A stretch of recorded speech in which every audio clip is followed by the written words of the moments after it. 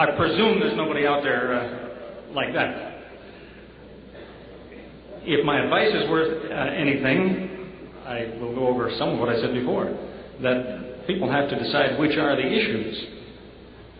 Does it matter about certain historical items that some people quibble over? Or does it matter who is God and how do I take advantage of what He's offering me? Which are the issues? And when we decide what the issues are, then we have to figure out how we are going to decide the issues. I spoke one time with somebody who represented the Campus Crusade for Christ in Canada, and when I spoke, I said, you know, if we were here to talk about physics and chemistry tonight, we could go and put some rules on the board and say, now let's stick to those rules. We'll figure out who's right and wrong. So we have to decide how it is we're going to arrive at a conclusion. About 12 years ago, I had to make a living selling cars for a few months. I really hated it. But I was the best salesman there because some older fellow told me the words that do the trick. If I could, would you find out what it would take to convince somebody and then apply it? People come in and waste a lot of time looking around the car lot and they won't make a move. So I say, you want to buy the car? I say, well, I don't like the tires. If I could get you new tires, will you buy the car today? Well, okay, yeah, fine. Take the tires off that car. I'll sell these to somebody else. You see what I mean? The idea is find out what would it take. Don't just try to convince one another back and forth. Ask the man, is there something that if I showed it to you, you'd grant me this or grant me that? That's deciding on a method of how to decide things. Let us not settle for cheap shots. I spend a lot of time trying to tell people, I like the conclusion of your argument, but your argument is no good, for example. If I had $1 for every time I heard a Muslim say, don't Christians believe that if they go to church one day a week, they can sin for the 6 days in between? I tell them, no, they don't believe that. Or maybe some do, but it's not Christianity. And they'll say, well, I don't care. That's what they do. That's a cheap shot. It's not accurate. And I say that because I suppose it would sound like a cheap shot if I picked on the Christian. There are things the Christian says about the Muslim that are cheap shots, very cheap shots. They're unworthy of people. They don't really prove anything. They're not related to the issue. So maybe we can try and avoid that. Maybe it seems to you that my stress is all on proof. I want to correct that. Proof is not always a matter of lemma, theorem, corollary, this kind of format you find in a math book. Proof has its limits. Every proof starts with some assumption, which has no proof. Some things are susceptible to proof, and some things are not. So proof has its limits. I'm not saying prove everything. But if you can't prove it, then move on and see if you can't find a reason to doubt it. Doubt is a valuable thing. Some things are quite doubtful, so leave them alone if it's doubtful. But on the other hand, doubt has its limits.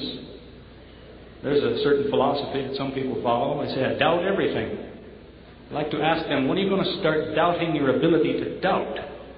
If you doubt everything, it's a self-destructive idea. So doubt has a place and limits. And where else can we go? We can accept things.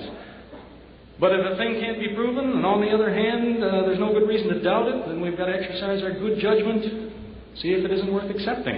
It's all three of these ideas, proof and doubt and acceptance, that we've got to think about. And here's the vital point. If you think you can do it by yourself, you're wrong. You'll figure out a lot of clever things, but if you're going to do it on your own steam, your own energy and power and ability, you're wrong. Guidance has to come from somewhere else when you're in the right frame of mind. The Qur'an begins by saying that this book offers guidance, but it's only for a certain kind of person. The mutaqeen means the people with taqwa, and that's an Arabic word that's hard to explain, but it means people who are aware of their position. They know where is God and where am I, and so on. You get in that frame of mind, now you are receptive to the guidance. There's one little piece of terminology I try to clear up too. There's a difference between sincerity and zeal and enthusiasm and loyalty. You can be zealous, dedicated, enthusiastic, and loyal to something and be wrong, but you can't be sincere and remain wrong. You can be sincerely wrong, but not for long. Sincerity means when I find out I'm wrong, I change. I don't remain blindly loyal to something else. That sincerity is the kind of thing that is not going to show up when you're with somebody, I don't think. Ask yourself what you really believe when you're all alone. When you're at peace. No pressure or whatever. Just relax. Nobody is encouraging you, saying, yeah, just come on, believe this. You're right, you know. Wait till the middle of the night and there's nobody there and you can't lie to anybody except yourself. And that's pretty hard to do. Then ask yourself what you really believe. And finally, in all of that, we want to remember what are our motives. Why is it I have decided I think I believe that? There's really, I think, two kinds of religions. If you want, I'm not fussy about that word religion either because it doesn't translate anything in Arabic. Your deen is your way of life. It's a debt that you find yourself with. In any case, whereas religion is a system of laws, it seems usually. In any case, it seems there are two ways of life or two sorts of religions in the world. There are those people who are in a religion because they want to have something. If I'm in this religion, I will have something. And there is what seems to me to be much more mature view of things, a way of life that says it's not so much what I want to have, it's what I want to be. I want to be this. Never mind have. Maybe when I am this, I won't want this anymore. That's the kind of thing that we tend to think, well, only the pagans are up to that. They burn a little incense in front of a stone because they want to lose weight or have a son born to them or some kind of thing like that. They want to have. But it's possible to be Christian, Muslim, or whatever and still have that frame of mind. I want to have. Maybe God will help me lose weight. Maybe, but maybe a better way of looking at it is say, I want to be thin, I guess.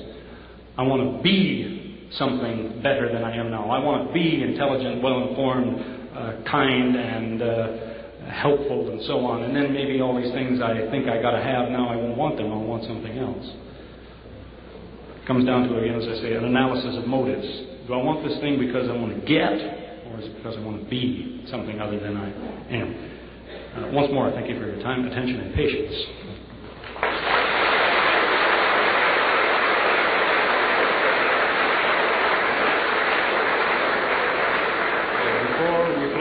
I have two announcements I'd like to make. The first one is directed to the Reveille, the newspaper on campus here. There was a question of whether this dialogue is going to turn into a debate. Well, to that we say, the Muslim Student Association says, if we want to have a debate, we will say it's a debate. When we want to have a dialogue, we'll call it a dialogue. And I hope that sticks to the mind of people that when two sides get together, or two speakers that get together, they do not have to argue. Religion is peaceful by itself.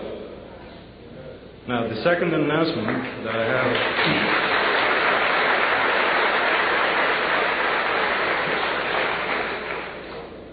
The second announcement that I have relates to any information that anyone would like to obtain about Islam. If you need any information, please go to this Islamic Center. It's on 820 West Chimes.